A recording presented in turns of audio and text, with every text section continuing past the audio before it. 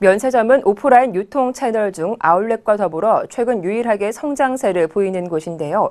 유통업계가 인천공항과 시내 면세점 사업권을 따내기 위해 격전을 펼칠 전망입니다. 한지 기자가 보도합니다. 지난 10월 정부가 관광산업 활성화를 위해 서울, 부산, 제주에 시내 면세점을 추가로 허가하면서 황금알을 낳는 거위로 꼽히는 시내 면세점 사업권을 따내기 위한 기업들의 물밑 작업이 벌써부터 전개되고 있습니다. 이 가운데 업체들이 가장 눈독을 들이는 곳은 서울. 서울은 지난 2000년 이후 신규로 시내 면세점이 허용되지 않아 정부가 이번에 면세점 특허를 내주면 서울의 면세점이 추가로 생기는 건 14년 만에 처음입니다. 현재 서울 시내 면세점은 롯데, 신라, 동화 등 총 6곳뿐입니다.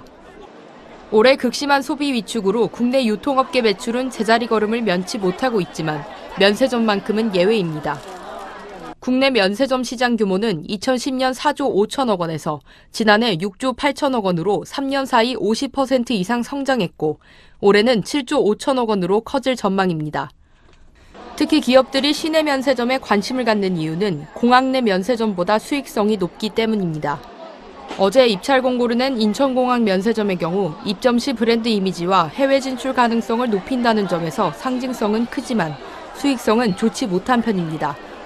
지난해 인천공항에 입점한 롯데, 신라, 한국관광공사 등은 인천공항공사의 임차료만 총 매출의 약 30%인 6,150억 원을 지불했고 그중 롯데와 신라는 매년 200억 원 내외의 적자를 보고 있습니다.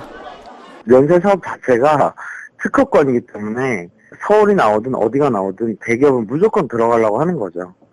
일단 수익이 나오고 요새 면세점이 거의 유일하게 플러스 성장을 하는 사업이기 때문에 따라서 기업들은 임대료 부담이 낮고 중국인 등 외국인 관광객의 활용도가 높은 시내 면세점 사업에 쏠릴 수밖에 없는 것입니다.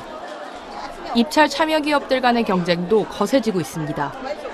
이번 시내 면세점 입찰에는 정부가 당초 중소 중견기업에만 기회를 줄 것으로 알려졌지만 최근 면세점의 경쟁력을 높이기 위해 대기업에도 입찰 참여를 허용하면서 경쟁은 더욱 치열해지는 양상입니다. 대기업은 롯데, 신라를 제외한 신세계, 한화, 갤러리아, 워커힐 등 후발주자가 모두 나설 전망입니다. 또 중소 중견기업뿐만 아니라 그동안 면세점 사업을 하지 않았던 서울시와 현대백화점그룹 등 신규 사업자도 입찰에 참여할 것으로 알려졌습니다. 정부는 이달 중 무역투자진흥회의를 열고 최종 조율을 거쳐 시내 면세점 추가 허용에 대한 구체적 계획을 확정해 발표할 계획입니다.